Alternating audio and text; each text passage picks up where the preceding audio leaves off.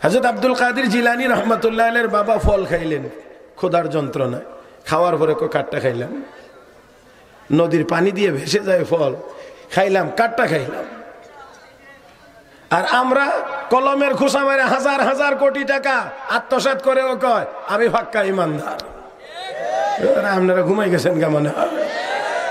টেবিলের নিচে দিয়ে, উপর দিয়ে, ডান দিয়ে, বাম দিয়ে, পিছ দিয়ে, নিচ দিয়ে খাওয়ার পরেও আমরা পাক্কা ইমানদার, আমি হাজী সাহেব। পানিতে বেশ ভাসমান ফল খাইলাম, কাঠটা খাইলাম, সাথে সাথে চিন্তা, পানির উজান চলতে লাগলেন, গিয়ে পাইলেন গাছ, মালিক খুঁজে বের করলেন, বললেন মনে হয় আপনার গাছ থেকে ফলটা পড়েছে, আমি খেয়ে ফেলেছি, এখন মাফ করে দেন, আমি আসলে তো আপনার অনুমতি ছাড়া খেয়ে ফেলেছি। মালিক চিন্তা করে সর্বনাশ, কত গাছের ফল কতজনে খাইলো, কত পানিতে ছুটে পড়লো, কতটি পানিতে ভেসে গেল, পানিতে বসবাসকারী প্রাণীরা খেয়ে ফেললো, কেউ তো আমার কাছে আসে নাই। যেই যুবক এই যৌবনকালে খাওয়ার পরেও আমার কাছে আসছে, নিশ্চয় এই যুবক কোনো সাধারণ যুবক না, আল্লাহওয়ালা যুবক, কৌশল করে হলেও তাকে আটকাইতেই হবে। মাফ করে দেওয়া যাবে না, মাফ করে দেওয়া যাবে না। বাড়ির ভিতরে গেলেন, ওনার ওয়াইফের সাথে পরামর্শ করলেন, এসে বললেন এত বছর আমার বাগানে কাজ করলে তারপরে মাফ করে দেওয়ার চিন্তা করা হবে।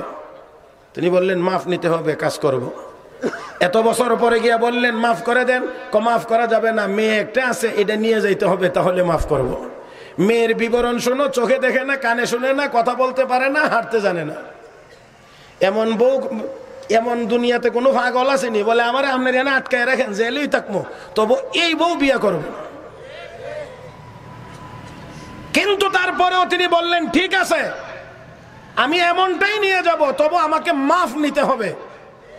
আজকে যারা সুদ খান, ঘুষ খান, যারা কলমের খোঁচা মেরে হাজার হাজার টাকা আত্মসাৎ করেন, তারাও একটু ভাবেন যে আপনি কোথায় আছেন, আপনি একজন ইমানদার, আপনার পরিণতি কি সামনে অপেক্ষা করছে, আপনাকে একটু ভাবার দরকার।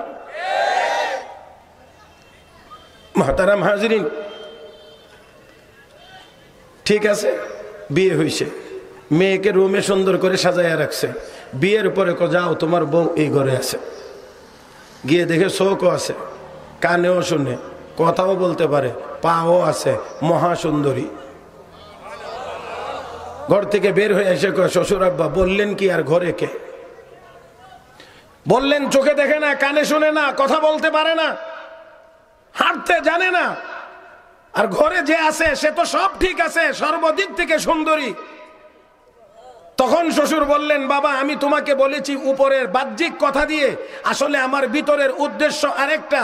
তুমি যেই দিন আমার কাছে ফলের মাফ নেওয়ার জন্য এসেছিলা, আমি ওই দিনেই বুঝতে পেরেছিলাম এই রকম ভাসমান ফলকে যেই ব্যক্তি মালিকরে খুঁজে ক্ষমা নিতে চায়, নিশ্চয়ই তুমি আল্লাহওয়ালা হবে।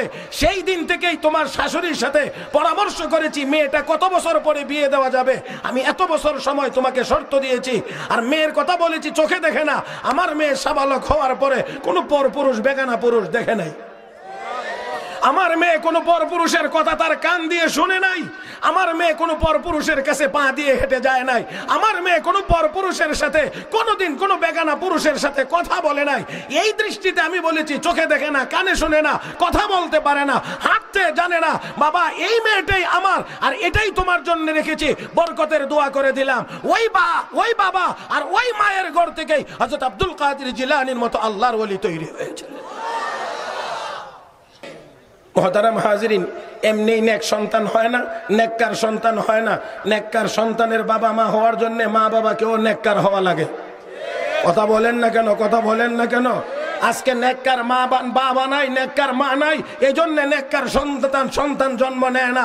পর্দানিসীন মা পাওয়া বড় কঠিন, এই জন্য নেক সন্তান পাওয়া বড় কঠিন। মা ফেটে বাচ্চা নিয়ে গান শুনে, সিনেমা দেখে, টেলিভিশন দেখে, এই জন্য এই সন্তানের ঘর থেকে, এই বাবার মার ঘর থেকে যেই সন্তান জন্ম নেয় সে ইয়াবাখুর হয়, বাবাখুর হয়, ডায়ালখুর হয়, সে মদখুর হয়। হযরত আব্দুল কাদের জিলানী আমরা থেকে একটু কম নেককার ছিলেন তো না? আর একটু কম হবে, নামাজ আমাদের চেয়ে একটু কম পড়তেন। সে হযরত আব্দুল কাদের জিলানী বলতেন উহিব্বুস সালিহিনা ওয়া লাস্তু মিনহুম, উহিব্বুস সালিহিনা ওয়া লাস্তু মিনহুম, আমি নেককারদেরকে ভালোবাসি, আমি নিজে নেককার না। আল্লাহু আকবার কর, মাশাআল্লাহ। আর আমরা তো 2-4 রাকাত নামাজ যদি নফল পড়ে লাইতে পারি, তুই ইমামের ইমামতি লই তো টান দে, কথা কয় না কেন? আরে সর্বনাশ, যে আলেমের হাত ধরে বিসমিল্লাহ শিখছে, এই আলেমরে দাঁড়ায়া গালি দেয়, কত বড় নিমক হারাম।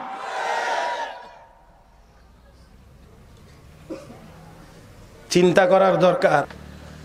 হযরত আব্দুল কাদের জিলানী কো, আমি নেককারদেরকে ভালোবাসি, আমি নিজে নেককার না। কেন ভালোবাসি? লাআল্লাল্লাহ ইয়ারযুকুনি সালাহা, আল্লাহ যাতে আমাকেও নেককার বানায় দেন। নেককারদেরকে ভালোবাসি যাতে আল্লাহ আমাকেও নেককার বানায় দেন।